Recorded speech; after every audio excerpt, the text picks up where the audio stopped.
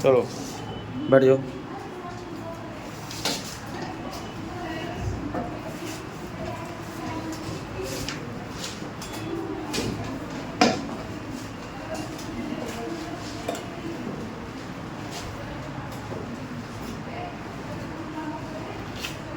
चलो Bohr model की कमी है, क्या पढ़ेंगे आज हम लोग? जो है बोर या बोहर, बोर मॉडल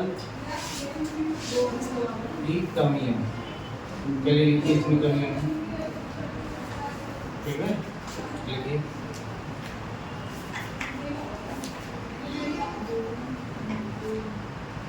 देखो लिखो यह मॉडल नंबर एक लिखो। यह मॉडल द्रव की द्वैती प्रकृति को समझाने में असमर्थ रहा।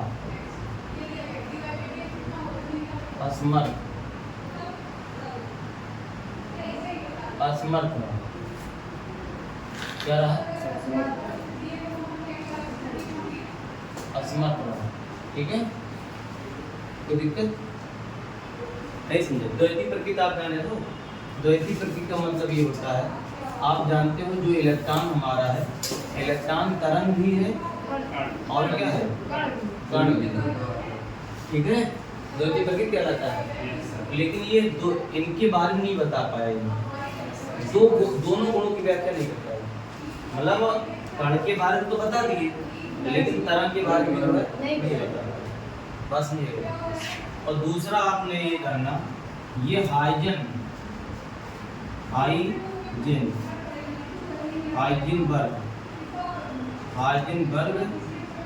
अनिश्चितता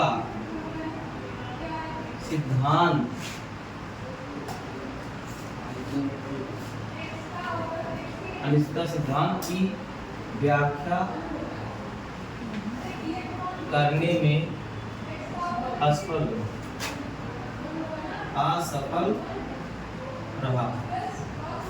सुनो इसका मतलब क्या हुआ?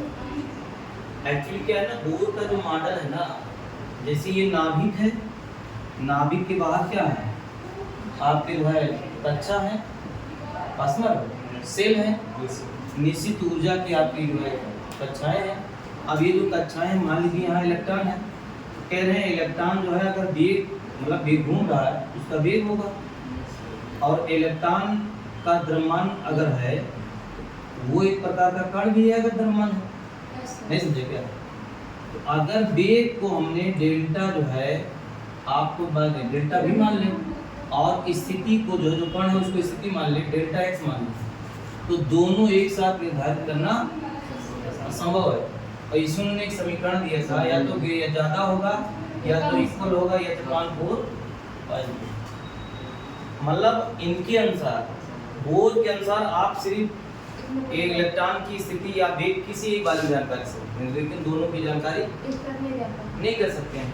तो हाइजेनबर्ग ने यही बात का एक्सप्लेनेशन किया था कि इलेक्ट्रॉन की स्थिति अगर आप जान लेंगे तो इलेक्ट्रॉन के वेग के बारे में आप जान नहीं पाएंगे। दोनों एक साथ जो है निर्धारित करना क्या असंभव है, इसी हाइजेनबर्ग का अनिश्चितता कहते हैं। तो यह मॉडल इसके बारे में भी व्याख्या करने में क्या असंभव, उसी का नंबर नोट कर लीजिए, नोट कर लो। नहीं चित्र नहीं बना था। हाइजेनबर्ग अनिश्चितता सिद्धांत की व्याख्या करने में असफल रहा।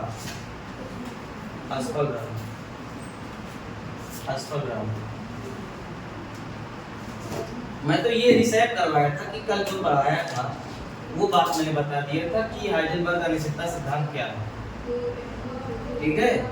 बात समझते चलिएगा, समझ लो बेटा, जो कोई दिक्कत है क्या? अरे हाइजेनबर्ग ये कहते कि जो है किसी कण जो है, मान लीजिए किसी क्षण जो है किसी इलेक्ट्रॉन की स्थिति डेल्टा एक्स है और उसका वेग क्या है डेल्टा वी है, तो दोनों एक साथ निर्धारित करना क्या है असंभव है। इसी बात को बताए थे। तो लेकिन यह इसकी व्याख्या भी इसके जो है मॉडल के अनुसार नहीं कर सकते। उसका वजह क्या है? अगर आप जो है इलेक्ट्रॉन, क्योंकि वो जो है इलेक्ट्रॉन कण की की तरह जो है व्यवहार करता है, वेग की तरह तो जो है व्यवहार को जानने के लिए उसको तरंग के बारे में बताना पड़ेगा। तो तरंग की जो है व्याख्या करने में असफल है। क्या रहे? यही वजह है कि बोर का मॉडल जो है असफल है। क्या रहा? तो नया जो मॉडल आता है वो आता है परमाणु का, हेड लिखिए, परमाणु का क्वांटम यांत्रिकीय मॉडल। मैं लिख रहा हूँ, इसको मिटा दें। परमाणु का, मुझे लिख दीजिए, परमाणु का यांत्रिकीय मॉडल, परमाणु का quantum यांत्रिकीय model, यांत्रिकीय model, यांत्रिकीय model.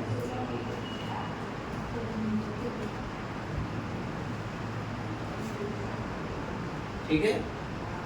Quantum mechanical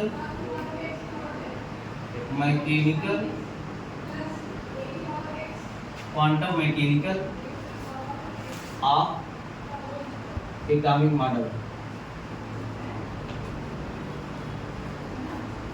ठीक है। अब यह मॉडल क्या बताता है, पॉइंट करके नोट करो, नोट करके लिखिए। यह मॉडल सूक्ष्म कण, यह मॉडल सूक्ष्म कण जैसे इलेक्ट्रॉन, गामा, प्रोटॉन, etc, ठीक है, में तरंग व कण दोनों के गुणों की व्याख्या करता है,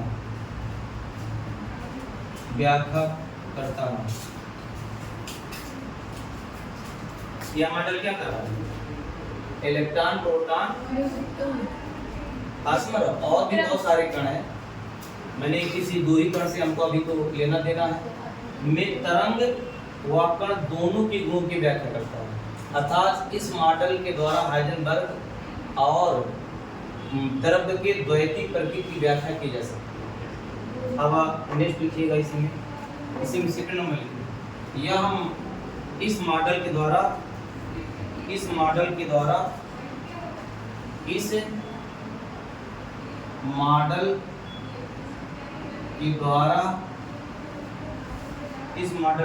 नाभिक के चारों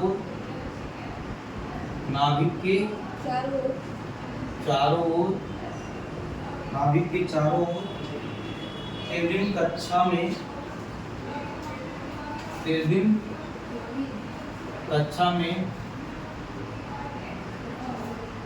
कक्षा में या आप कह सकते कक्षा न लिखिए, केल्विन आकाश में इलेक्ट्रॉन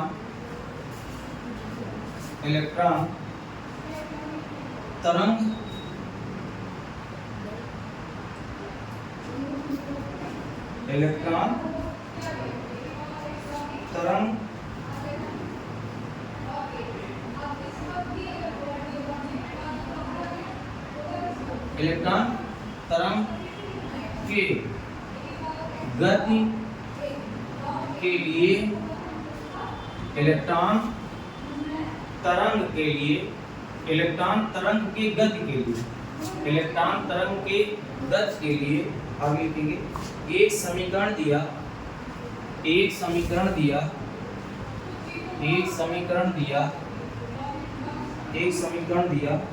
जिसे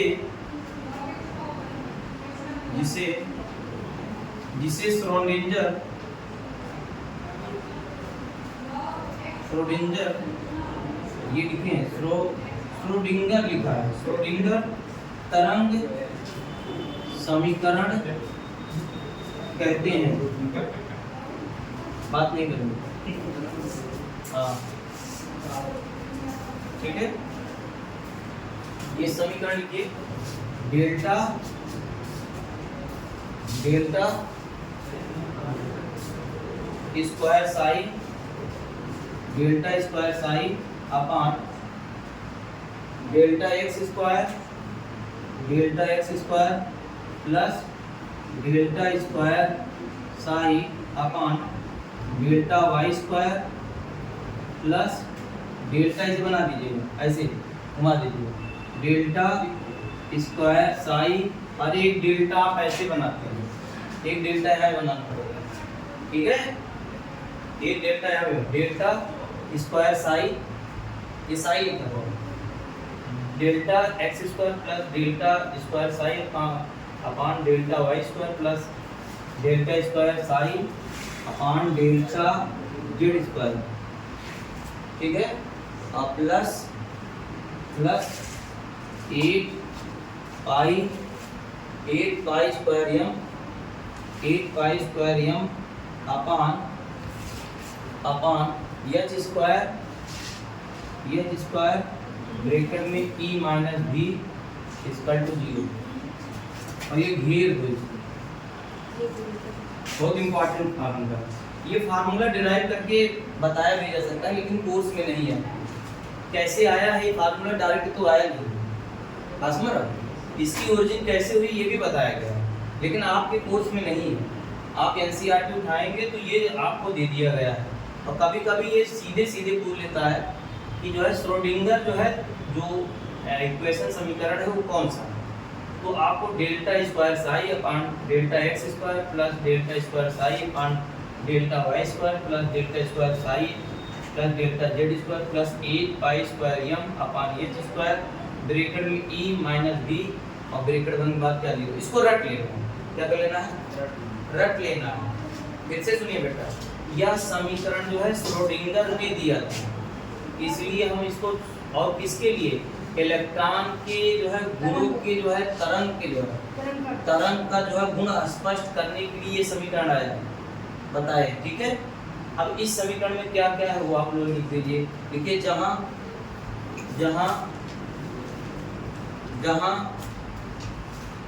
लिखिए साई लिखिए, जहाँ साई यहाँ आ रहा है, जहाँ साई ये साई लिखो, साई की स्पेलिंग यही है, पी साइलेंट, जहाँ साई इलेक्ट्रॉन का तरंग फलन है, इलेक्ट्रॉन का तरंग फलन है, आगे लिखिएगा x, y, z इलेक्ट्रॉन के निर्देशांक है, इलेक्ट्रॉन के निर्देशांक है। अब इसे बता रहे हैं, E लिखो, कैपिटल E, इलेक्ट्रॉन की कुल ऊर्जा है, इलेक्ट्रॉन की कुल ऊर्जा, यहाँ भी लिखेंगे इलेक्ट्रॉन की कुल स्थितिज ऊर्जा, इलेक्ट्रॉन की कुल स्थितिज ऊर्जा, हो गया। अगला लिखेंगे, और कुछ बचा है क्या, यम बचा है, यम लिखिए इलेक्ट्रॉन का द्रव्यमान, इलेक्ट्रॉन का द्रव्यमान, और बेटा जो है एच क्या है, प्लांक नियतांक,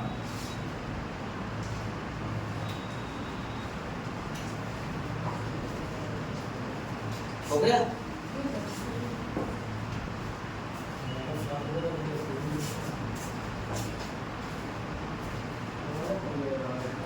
सुनो, मैं आपको क्या बताने वाला हूँ, ये समीकरण आप समझ नहीं पाए कहाँ से आया है। मैंने आपको, जैसे आप पिक्चर देख रहे हैं और पता लगे एक कोई रोल उसको दे दिया जाए और समझ में नहीं, आप सोचेंगे ये बीच में कहाँ से आ जाए। एक्चुअली क्या है, ये आपके कोर्स में नहीं है कि इसको डेरिवेशन करके कहाँ से आया है। हमने इसको क्या किया है, डायरेक्ट लिखा है। श्रोडिंगर ने जो है इसको जो है समीकरण दिया था और इस समीकरण के माध्यम से वो जो है तरंग मतलब इलेक्ट्रॉन में तरंग का जो गुण है उसकी व्याख्या करना चाहते हैं। क्या करना चाहते हैं? अब वो व्याख्या करके बताना चाहते हैं। इसमें साई क्या है? इलेक्ट्रॉन का तरंग फलन है। मतलब इलेक्ट्रॉन में तरंग का गुण अगर जानना चाहते हो तो साई को पढ़ना पड़ेगा। इसको सिर्फ साई स्क्वायर नहीं, क्या इलेक्ट्रॉन की तरंग के कैरेक्टर को जानना पड़ेगा तो साई के पढ़ने पड़ेगा। और सुनो, एक्स वाई जेड इलेक्ट्रॉन के निर्देशांक है। एक्स वाई जेड मतलब इलेक्ट्रॉन जो है एक जगह पे नहीं है। जैसे उन्होंने कहा वित्तीय पथ में बोर्ड ने कहा इलेक्ट्रॉन चक्कर लगा रहे हैं, ये कह रहे हैं इलेक्ट्रॉन नहीं, एक्स वाई जेड वो कहीं भी हो सकते हैं। क्या हो सकते हैं भाई? नाभिक के किसी भी दिशा में हो सकता है। और वो जो है एक्स वाई जेड, और उसको कहते हैं आकाशीय, इसलिए कहते हैं इसको आकाशीय। वो तेरहवीं आकाशीय मतलब यही है, तो एक्स वाई जेड। और दूसरी बात यह इलेक्ट्रॉन की कुल स्थिति ऊर्जा है, और ये जो है इलेक्ट्रॉन की कुल ऊर्जा है, यह इलेक्ट्रॉन का द्रव्यमान है, प्लांक नियतांक।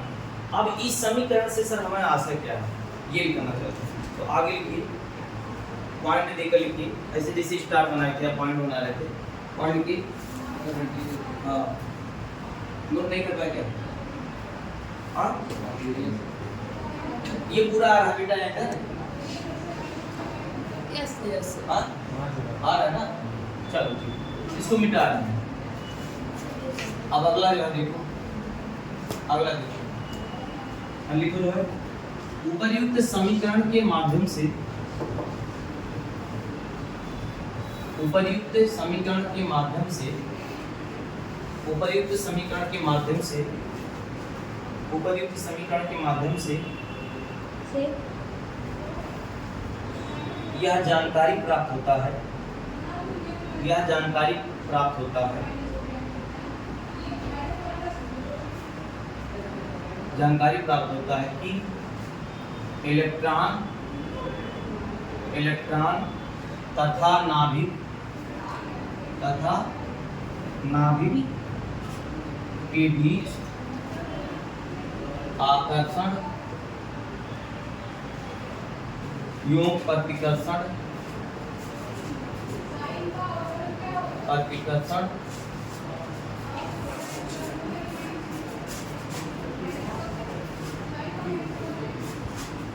कैसे होता है।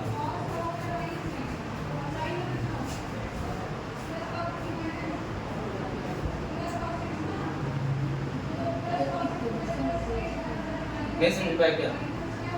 अरे ये जो समीकरण है ना, इलेक्ट्रॉन तथा नाभिक के बीच आकर्षण होगा कि प्रतिकर्षण होगा? आकर्षण होगा, लेकिन नहीं समझ रहा, कहीं कहीं इलेक्ट्रॉन के बीच प्रतिकर्षण भी होगा। बात समझेगा? जैसे जो है नाभिक है, नाभिक के बाहर एक जो है आपके जो है क्या है, सेल है, कोष है। अब इलेक्ट्रॉन मान लो यहाँ इलेक्ट्रॉन है, इलेक्ट्रॉन ये नाभिक इस इलेक्ट्रॉन को तो आकर्षण कर रहा है, इसको भी आकर्षण करेगा, इसको भी करेगा, इसको भी करेगा, लेकिन इलेक्ट्रॉन में क्या होगा? प्रतिकर्षण। इलेक्ट्रॉन में क्या होगा? प्रतिकर्षण। इलेक्ट्रॉन में क्या होगा? तो आकर्षण और प्रतिकर्षण दोनों की जानकारियां यह मॉडल बताता है। इसके बाद पहले कोई मॉडल बता रहा था क्या? नाभिक के जो है इलेक्ट्रॉन को भाई अगर आकर्षित नहीं करेगा तो इलेक्ट्रॉन जो है बाहर चला जाएगा, बाहर कक्षा में चला जाएगा, वो अट्रैक्ट किया है, तो इसकी जानकारी भी रहती है। समझ में? आगे लिखो, यहाँ साई लिखो, यहाँ साई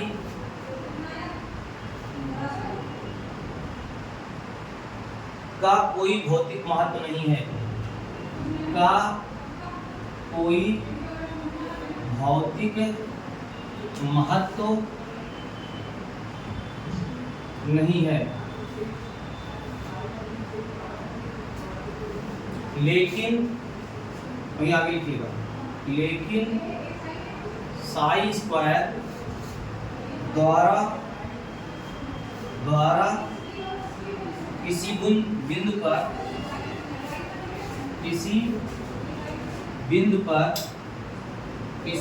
पर इलेक्ट्रॉन पाए जाने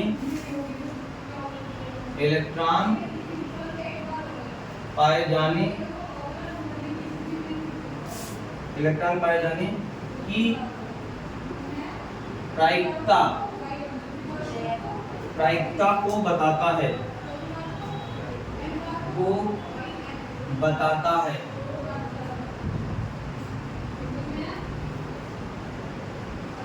ठीक है, अर्थात नाभिक के चारों ओर नाभिक के चारों ओर कावा क्षेत्र जहां इलेक्ट्रॉन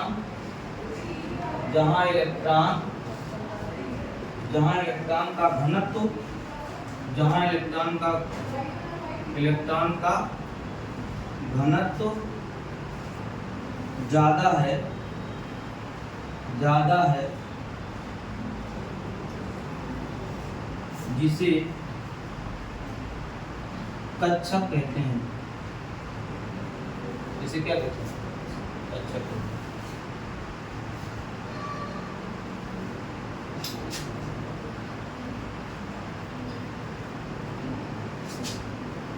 ओके, ये बात बहुत इंपॉर्टेंट है, ध्यान दीजिए। एक बार यहाँ एक शब्द आगे क्या आ गया? अच्छा, इसका मतलब जो है क्वांटम मैकेनिकल मॉडल में कक्षक शब्द है, और कक्षक में ही इलेक्ट्रॉन होता है। कहाँ होता है? बोर जो है नहीं, बोर ने ये सब नहीं बताया, बोर ने कक्षक वर्ड शब्द ही नहीं दिया। तो कुल मिला के कैसे कक्षक जान गए? उस इक्वेशन के माध्यम से क्या होगा? हाँ ठीक। तो कक्षक क्या है जो समझिएगा, कक्षक जो है कैसे आप जाने? कक्षक का मतलब ये आप समझिए कि इलेक्ट्रॉन पाए जाने की प्रोबेबिलिटी जहाँ पे है। प्रायिकता मतलब संभावना। प्रायिकता का मतलब क्या होगा? अब जैसे मान लीजिए आप विद्यार्थी कहाँ पाए जाएंगे? जंगल स्कूल में, कक्षा में ना। कक्षा मतलब स्कूल में, नहीं समझे क्या? आप ये बताइए, इसी प्रकार अगर नेता इस समय कहाँ मिलेंगे? सांसद भवन में बैठे होंगे, इसी में बैठे होंगे, तो राजनीति वहाँ करते होंगे।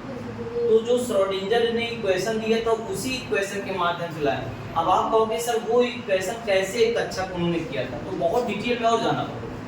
आप अभी सरफेस पे जाना है कि उसी समीकरण से उन्होंने क्या पता लगा लिया? कक्षक। और कक्षक क्या है? देख लो, साई का कोई मतलब नहीं यहाँ पे, साई स्क्वायर का मतलब है। इसका मतलब है साई स्क्वायर हमें ये बताता है किसी भी बिंदु पर अगर इलेक्ट्रॉन पाए जाने की प्रायिकता, प्रोबेबिलिटी, संभावना यदि अधिक है तो हमें ये बताता है कि उसे हम कक्षक कहते हैं। क्या कहते हैं? अब यहाँ देखिए, नाभिक के चारों ओर का वह क्षेत्र जहाँ इलेक्ट्रॉन पाए जाने का घनत्व तो ज्यादा होगा उसे कक्षक कहेंगे। क्या कहेंगे? अब आपसे कोई कक्षक शब्द बोल ले तो भाग लोगे क्या? मान लो कोई बोल ले, दौड़ा ले और भागते चले जाओ कि भाई कक्षक क्या है, उसको जवाब दोगे कैसे? नहीं गुरुजी दौड़ाइए मत, हम आपको बता रहे हैं आर्बिटर वह है, कक्षक वह है जहाँ इलेक्ट्रॉन पाए जाने की संभावना मैक्सिमम हो। अरे भाई मछली आपको पकड़ना है कहाँ मिले? पेड़ पे। अरे तालाब में जो है, नदी में, जहाँ कुछ संभावना हो, तो यही बताया जा रहा है। उसको क्या कहा जा रहा है? कक्षक। क्या कहा जा रहा है? तो कुल मिला के आधुनिक परमाणु मॉडल में आप जो क्वांटम मैकेनिक्स में कक्षक भी आ गया और कक्षक में इलेक्ट्रॉन होते। ठीक है, एक पॉइंट और यहाँ लिखना है, वो पॉइंट देखो, बड़ा इंपॉर्टेंट पॉइंट देखो। इलेक्ट्रॉन के नाभिक के चारों ओर इलेक्ट्रॉन के नाभिक के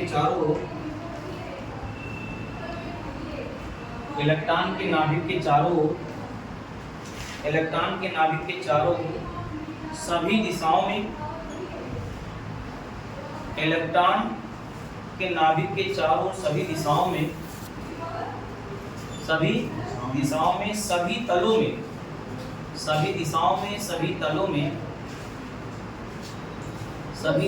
सभी तलों में तीव्र वेग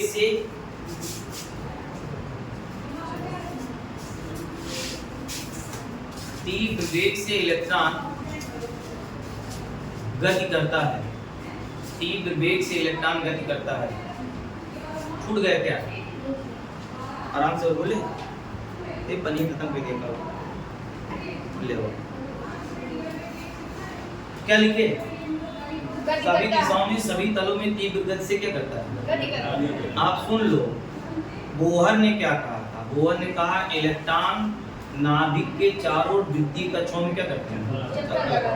अब ये क्या कह रहे हैं ये भी कह रहे हैं नाभिक के चारों ओर, ये कह रहे हैं वृत्तीय नहीं कह रहे, नाभिक के चारों ओर। देखो वृत्तीय नहीं कह रहे, इलेक्ट्रॉन वृत्तीय पथ में तो घूम जैसे घूमता ही नहीं, और चारों ओर और सभी तलों में क्या करता है, सभी तलों को मतलब आप समझिएगा, वो अपने चारों चक्कर लगाएगा, अपने एक्सिस पे भी घूमेगा। क्या करेगा, अपने ध्रुव पे भी, अपने एक्सिस, अपने पॉइंट पे घूमेगा। ये बात वो नहीं बताता, कौन नहीं बताता। जैसे इलेक्ट्रॉन जो है, आप क्या लिखे हो बताओ, गति करता है, आगे लिखिएगा, गति करता है, कामा करो, सभी तलों में तीव्र वेग से घूमने के कारण, सभी तलों में तीव्र वेग से घूमने के कारण, सभी तलों में तीव्र वेग से घूमने के कारण, सभी तलों में तीव्र वेग से घूमने के कारण,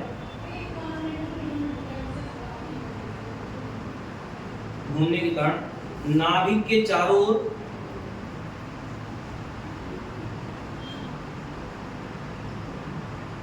नाभिक के चारों ओर विद्युत आवेश का धुंधला सा बादल बन जाता है, विद्युत आवेश का धुंधला सा बादल बन जाता है, धुंधला सा बादल बन जाता है, जिसे इलेक्ट्रॉन मेघ कहते हैं, जिसे इलेक्ट्रॉन मेघ कहते हैं, जिसे इलेक्ट्रॉन क्या कहते हैं, मेघ कहते हैं। मेघ मीन्स क्या, बादल, इलेक्ट्रॉन का बादल।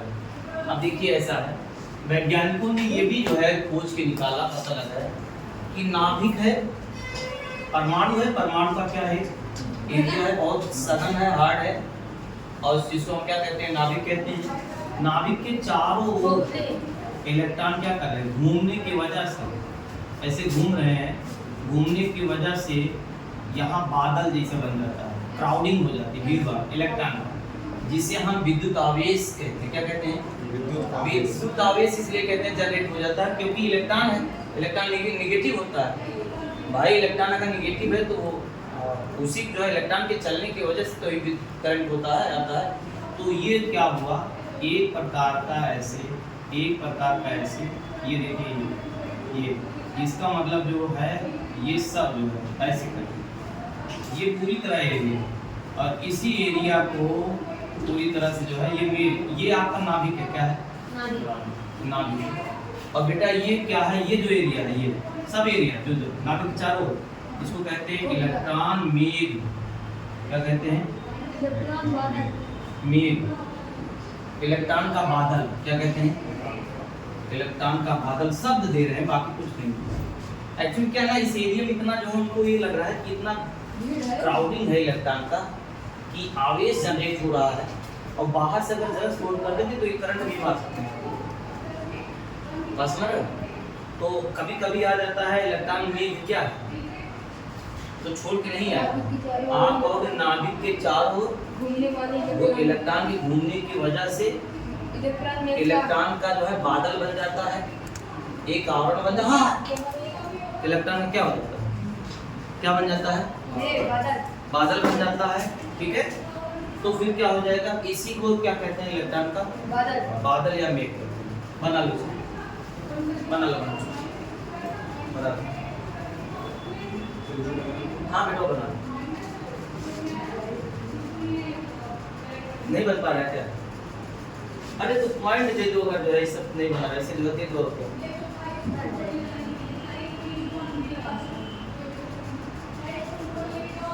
सुन ले, ऐसे जो है बहुत पीएचडी ना करा यार, ये ऐसे हो गया, ऐसे बना दो, कुछ ना ऐसे दोनों कुछ सर्कल है, इसे बना चला जा, कुछ जो है ज़्यादा का घना बनाया गया, इतना जो है बना दीजिए कि इलेक्ट्रॉन बहुत ज़्यादा यहाँ क्राउडिंग हो गया, और कुछ जो है स्पेस कर दीजिए, हल्का कर दीजिए, जैसे जैसे जो है आप दूर जा रहे हैं वैसे बादल कम हो रहे हैं पास में, तो इसी को जो है क्या कहते हैं, इलेक्ट्रॉन मेघ या बादल।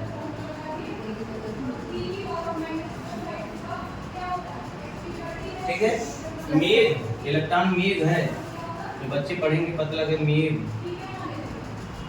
ठीक है। हो गया? यस बना लो। नहीं समझ पाए क्या? इलेक्ट्रॉन मेघ शब्द भी यहीं से आया है, बादल इलेक्ट्रॉन का क्राउडिंग। इसका मतलब नाभिक के चारों ओर त्रिविम क्षेत्र जो हम है वहाँ भी इलेक्ट्रॉन पाए जाने की भीड़ भाड़ एरिया है। समझ गए? रिएक्शन ऊर्जा यहाँ से भी हो सकता है इस एरिया में। ठीक है?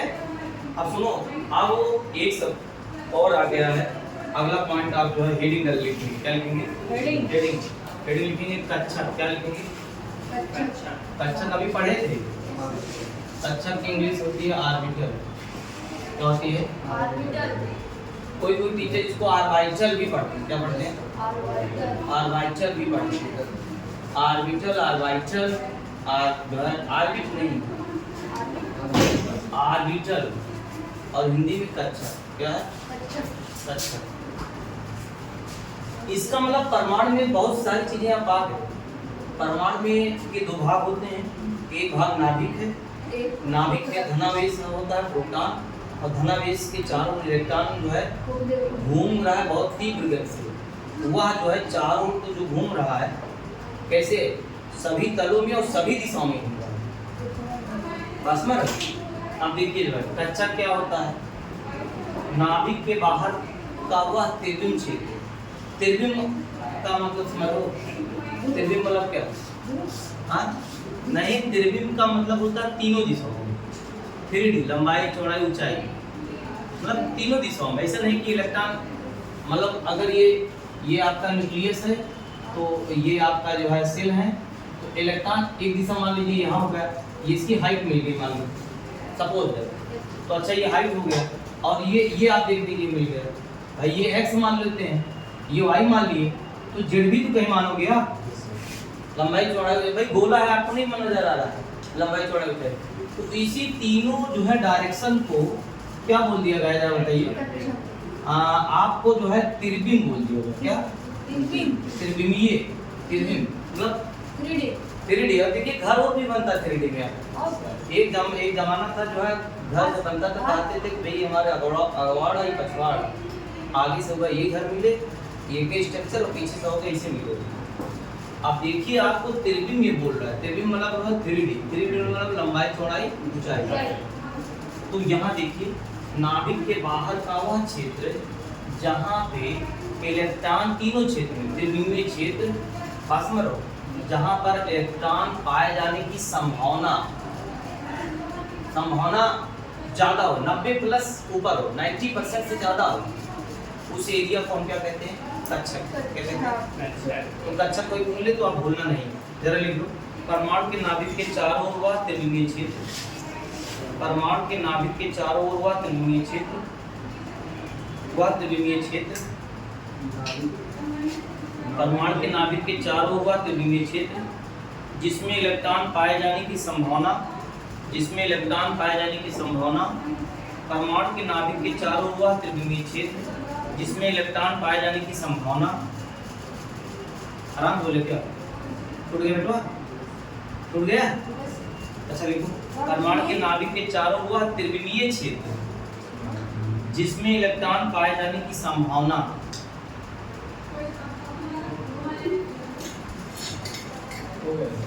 जिसमें इलेक्ट्रॉन पाए जाने की संभावना सर्वाधिक ब्रैकेट में 90% होती है उसे कक्षक कहते हैं। उसे कक्षक कहते हैं। उसे क्या कहते हैं? कक्षक कहते हैं। नहीं समझ में आया क्या?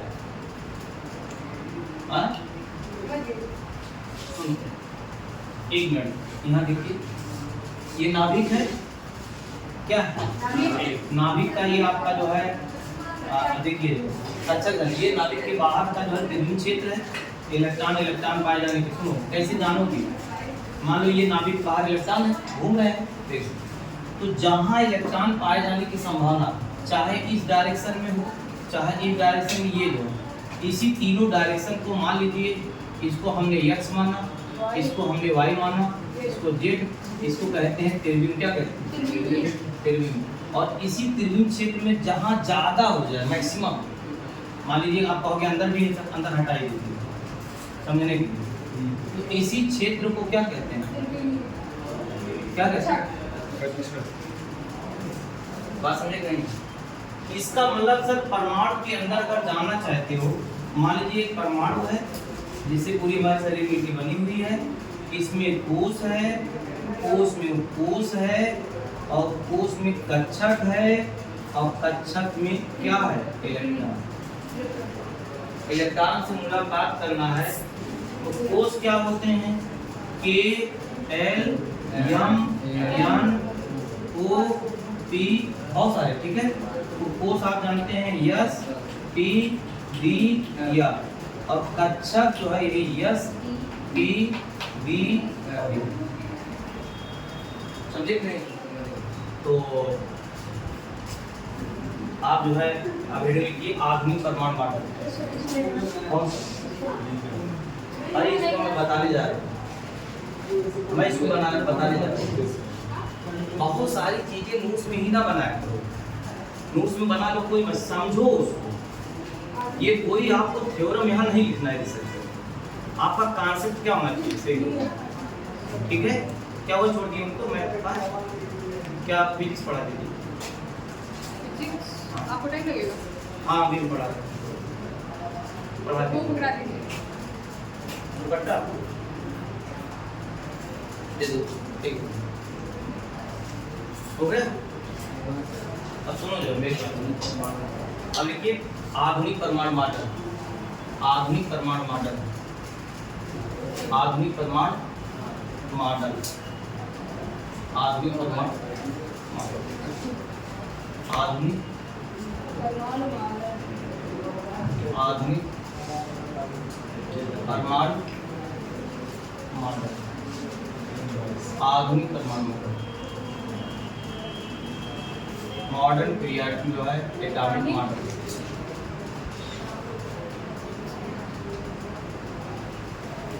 आधुनिक परमाणु मॉडल, आपको केमिस्ट्री जो है आप आधुनिक जानना है, ठीक है, मॉडर्न, ठीक है।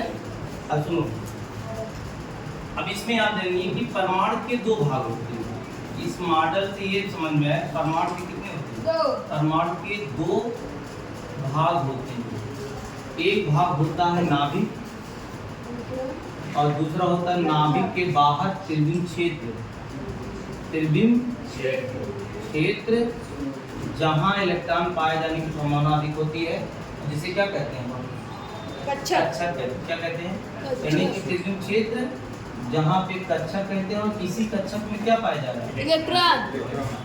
तो पहला मॉडल लिखो, लिखो पहले लिखो, परमाणु के दो भाग होते हैं, परमाणु के दो भाग होते हैं, परमाणु के दो भाग होते हैं।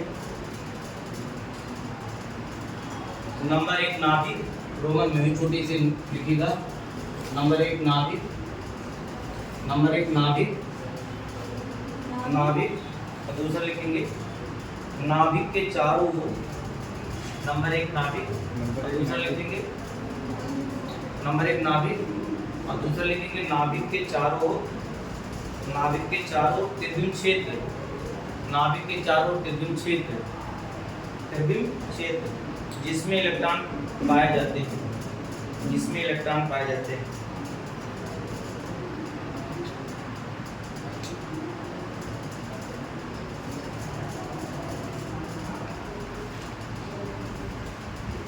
अब क्लियर एक कर लीजिए, इसका मतलब आप जान लीजिए स्पेक्ट्रम से सब आया है, IR, UV, विजिबल, ये सब डाल के परमाणु के अंदर जो इलेक्ट्रॉन है उसके कोश, कोश, कक्षक, इसकी सब की जानकारी मिलेगी। और बीच में इस जानकारी को स्पष्ट करने के लिए श्रोडिंगर ने समीकरण को भी जो है दे दिया, उसके जो है साई स्क्वायर के माध्यम से कक्षक आ गए, क्या आ गए?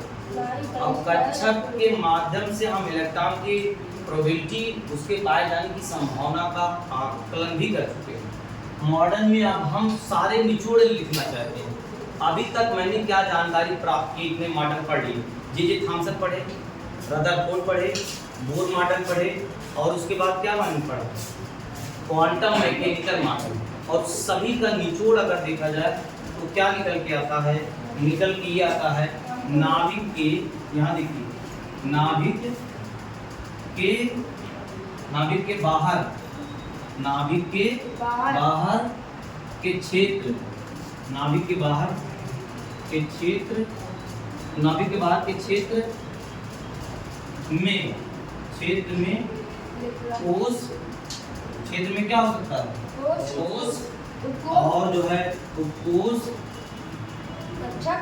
तथा कक्षक होते हैं। अरे कक्षक में रहे तो इलेक्ट्रॉन कहाँ से रहे? बिना कक्षक के इलेक्ट्रॉन, इलेक्ट्रॉन का क्या है? कक्षक न रहे इलेक्ट्रॉन कहाँ होते?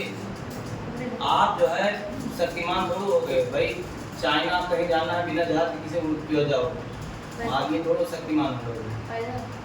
पैदल क्या, समंदर में क्या जरूरत है? अरे नहीं मिलेगा तो पहाड़ तो मिलेगा ही, पहाड़ तो मिलेगा ही, तो पहाड़ कैसे चढ़ गए? यहाँ भारतीय सेना जो है तो चढ़ ही नहीं पा रही, पूरा पोशाक पहन के, सियाचिन में इतना जो है माइनस में टेम्परेचर है, मर जा रहे हैं। ऐसे बर्फ को जो है टच कर दोगे। सुनो बस आप कहना कोई शब्द अलग हो, इसको नोट किए? नोट कर लो। अच्छा बताइए, यहाँ देखिए कोश को क्या कहते हैं? कोश है, तो कोश को जो है बेटा देखो K L M N O P Q R S। अरे और लिख सकते हैं, नमो तो देना है उसको। अभी जहाँ तक आप जो है चल रहा है वहाँ चलिए। और बेटा जो है कोश ये है, आदि से प्रदर्शित करते हैं। तो अब ध्यान लीजिए, दिमाग में कंफ्यूजन ना हो कि कोश क्या है। ठीक है, परमाणु के अंदर नाभिक है, नाभिक के बाहर जो है कोश है, क्या यानी कि बड़ा कमरा है, फिर एक छोटा कमरा है कोश में, जिसको कहते हैं उपकोश। क्या कहते हैं? और उपकोश भी जो है टाइप होते हैं, या उपकोश को यस पी डी, या जैसे बनाए वैसे बनाइए, कैपिटल ना लिखिए। आदि अक्षरों से प्रदर्शित करते हैं। ठीक है बेटा, और सुनो, उपकोश में कक्षक है, क्या है? कक्षक। और कक्षक का एक आकृति है, उसका चेहरा है, सरल भी है जटिल भी है। मानो जैसे मानो बहुत कभी कभी सरल दिखता है, कोई कोई मानो बहुत खतरनाक होता है। कक्षक है, और यह जो है यस पी डी या, ये कक्षक होता है। हाँ देखो, जो हमारा उपकोश है, ये कक्षक का भी पता वही है, वही सिंबॉलिक दिया गया, सिंबल वही दिया गया है ना। कुल मिला के देखिए, ये जो हमारा कक्षक है, कक्षक का एक जो है शेप होगा, आकृति होगा। इसमें जो है, इसमें भी जो है छोटे छोटे बॉक्स, आप छोटे छोटे ऊर्जा है, जहाँ पे जो है इनका अलग एक बॉक्स बना के आपको पढ़ना पड़ेगा। यस में एक जो है आपका कक्षक, पी में 3 कक्षक, डी में 5, एफ में 7। अब इसी अनुसार आप भरे जाएंगे, और एक कक्षक में हमेशा 2 लड़का रहते हैं। तो आगे लिख लीजिए, इसको नोट कर लीजिए, नोट करो, नोट करो।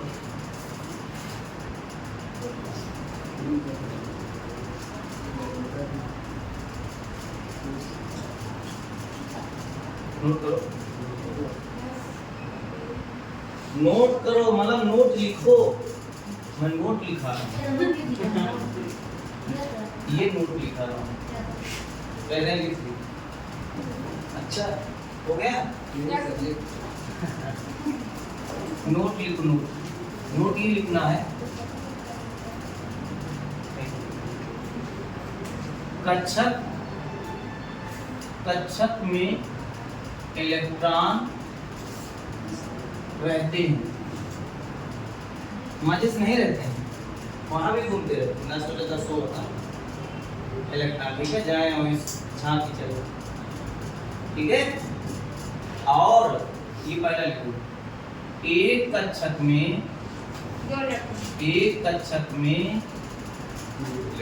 केवल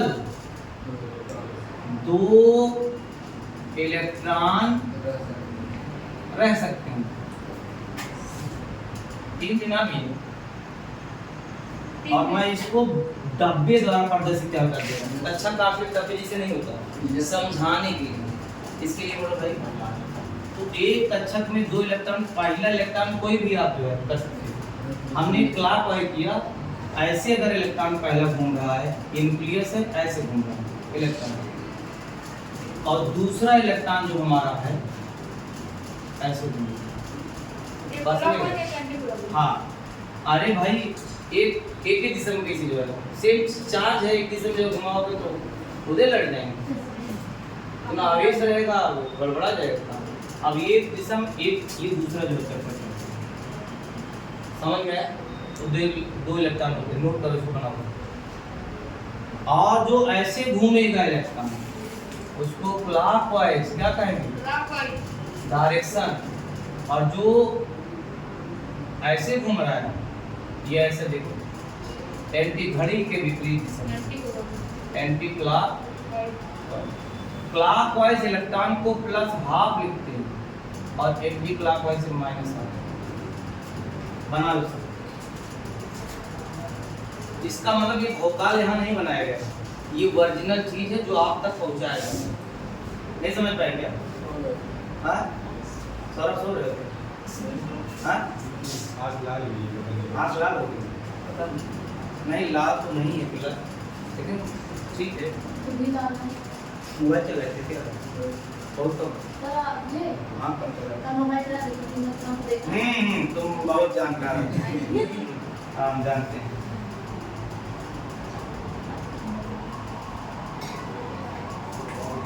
अच्छा, ये बताइए, ये ना आया बात है वो आप समझ लीजिए, कोस के दिमाग में रहते हैं, पापड़ है, कोस क्या है, गट्टा चिरई को न हो खाए वाली, ये सब कहाँ से राइट, सो जाता है।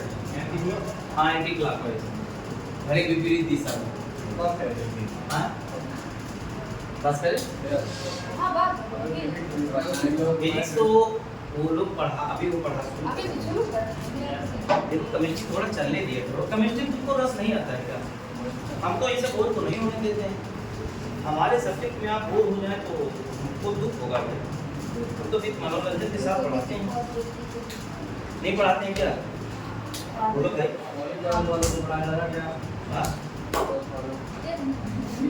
अब सुनो, अब हेडिंग लिखिए, आप भाव करनी, लिखिए आप भाव करनी, आप भाव करनी, आप भाव की बहुत इंपॉर्टेंट। अच्छा, 1 मिनट, आप भाव करनी है, कुछ जानकार आप भूल जाइए, दिमाग में बैठा लीजिए कि परमाणु को भी लोगों ने जो है बता दिया है कि पदार्थ का छोटा सा जो भाग है, कण है, जो बहुत क्रियाशील है, जो गैसीय फॉर्म में पाया जाता है, जो बहुत हल्का होता है, जिसे हम परमाणु कहते हैं। परमाणु में क्या होता है? कोश होता है, और कोश में क्या होता है? तो कोश होता है, और कोश में क्या होता है? कक्षक होता है, कक्षक में क्या होता है? यानी कि अगर रिएक्शन अगर होगा तो पहले कक्षक दूसरे को ओवरलैप करेंगे, ओके, अंदर इलेक्ट्रॉन है ना, जैसे कक्षक मान लीजिए, ये कक्षक एक हमने, अब कक्षक में मान लीजिए इलेक्ट्रॉन बांटे, ये इलेक्ट्रॉन, तो पहले की टकराई, अरे कोई दूसरा कक्षक वाला आ गया मान लो इसे, तो यहाँ भी इलेक्ट्रॉन ऐसा पहुंच जाएगा। अब बताइए, जो है मान लो इनको ओवरलैप करवाना है, तो पहले ये कूद जाएंगे, पहले ये हिस्सा जाएगा, ये बेटा ये हिस्सा टकराएगा। तो आप जान लीजिए, रिएक्शन होने के लिए कक्षक अधिव्यापन करते हैं, ओवरलैप करते हैं, अधिगमन और भेजते हैं, जिसे मनुष्य ना कहते लाओ पकड़ के क्यों कोयली तो हुई जाए, वैसे इलेक्ट्रॉन में कक्षक क्या करते हैं, पकड़ लेते हैं। समझ में आया? जब पकड़ लेंगे, अब कहोगे कैसे इलेक्ट्रॉन में जाते होंगे, एक्चुअली क्या नहीं समझ। जैसे ये नाभिक है ना, नाभिक में यहाँ इलेक्ट्रॉन है सपोज दो, और अगर दूसरा परमाणु है और ये कक्षक में है, अब अगर दूसरा परमाणु है तो इसका भी नाभिक है, इसका भी इलेक्ट्रॉन है। अब ये परमाणु, एक परमाणु ये हो गए, परमाणु ये हो, मान लो ये ए हो गया, ये बी हो गया, समझिए। समझ लो, कॉन्सेप्ट बहुत जरूरी है। ये जो नाभिक है इस अपने बच्चों को क्या करेगा, और ये नाभिक अपने बच्चों को भी क्या करेगा, अट्रैक्ट करेगा। अब सोचो अगर ये यहाँ करीब आ जाएगा, ध्यान दीजिए, लेकिन यह नाभिक इस इलेक्ट्रॉन को भी दूसरे परमाणु को भी अट्रैक्ट कर सकता है, क्योंकि जो है निगेटिव चार्ज है, और यह नाभिक किसको भी अट्रैक्ट कर सकता है, इसको भी कर सकता है। लेकिन इलेक्ट्रॉन में जो है क्या हो सकता है, हेट हो सकता है, नफरत हो सकता है, पसंद नहीं करेंगे। और नाभिक भी एक दूसरे क्या करेंगे, प्रतिकर कर सकते हैं। लेकिन जिस बल का मान ज्यादा हो जाएगा, आकर्षण का बल ना हो गया तो कक्षाएं पास आएंगी, ओवरलैप होगा। तो अगर एक कक्षक में मान लीजिए इलेक्ट्रॉन एक ही है और दूसरा में मान लीजिए खाली है या एक ही है, तो ये दोनों ओवरलैप करके हम नया जो है बना देंगे, इस प्रकार की भर जाएगा। दो मालिक्यूल बन गया, क्या बन गया, मालिक्यूल से मतलब सादी की ऊर्जा कम हो गई।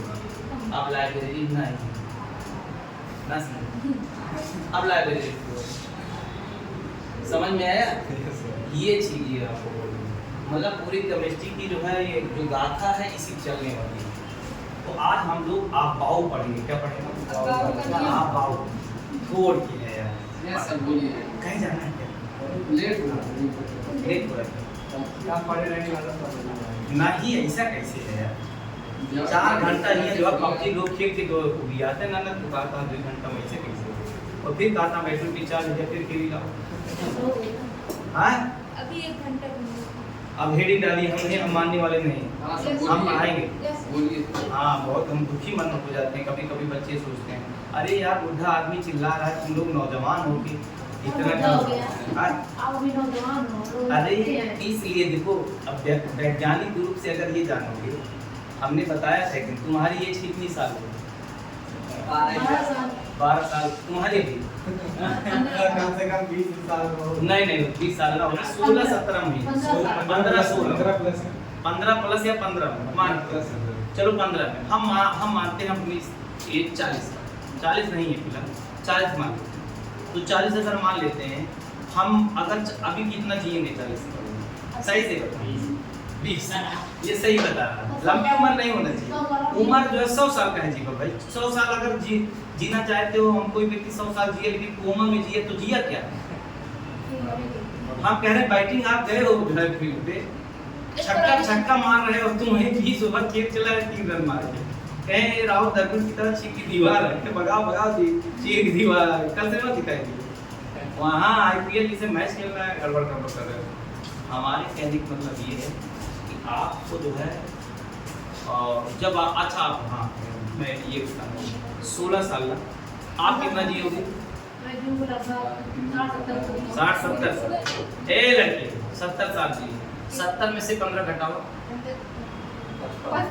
55 ना, तो जिए 1 मिनट हम 20 ये 55 जिए, तो जे ज़्यादा जिए वो नौजवान, आप जान लीजिए डिफिनीशन में आपको बताऊँ, इसलिए आप सारे लोग जो है क्या हो, हमसे एज आपकी ज़्यादा, मेरी एज कम है, आप इस बात को मैं क्लियर कट बता रहा हूँ वैज्ञानिक विधि से, आप उम्र में बड़े हो मुझसे, तब कहोगे ऐसा कैसे होता है, मैंने सिद्ध नहीं किया बताइए, वो नेचुरली मौत नहीं, प्राकृतिक मौत नहीं, एक्सीडेंट कोई, मैं प्राकृतिक बात कर रहा हूँ, प्राकृतिक मौत के अनुसार इंसान जब मरेगा तो बच्चों को कौन ज़्यादा जिए रहेगा, ज़्यादा बच्चे जिएंगे ना, तो एज किसकी ज़्यादा होगी, बच्चों, इसीलिए कहा जाता है कि आपको राष्ट्र निर्माण के हेतु आप बच्चों को ज़्यादा से ज़्यादा अच्छा ज्ञान दीजिए, कि तुम्हारे जाने के बाद वो बच्चे देश को संभाल तुम्हारी उम्र कम है।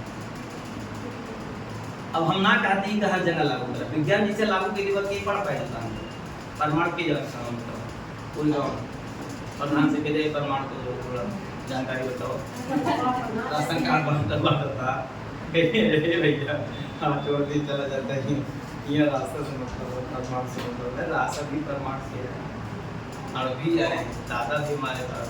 लेकिन देखो जो है दुनिया का, हिंदुस्तान का कल्चर देखिए, जब कोई बच्चा जन्म लेता है तो कहते हैं हमारे यहाँ एक लड़का है पुत्र प्राप्त हुआ, भाई मांगते हैं या पुत्री प्राप्त हुआ। लेकिन कोई ये नहीं कहता मेरे यहाँ मुस्लिम जन्म लिया है, मेरे यहाँ हिंदू जन्म लिया है, कोई कहता है? इसको मतलब समझदार होने पर राजनीति करते हैं। राजनीति तो बाद में करते थे, है ना। कमाल का बात है, विज्ञान को कोई फॉलो नहीं कर रहा हम, लेकिन आप पाओ पढ़ाने वाले, हम पाओ लेक्चर देते हैं। अच्छा नहीं लेक्चर दे रहे हैं, कल हम उसको लिखाएंगे, हमारा मोबाइल पहले आप करो।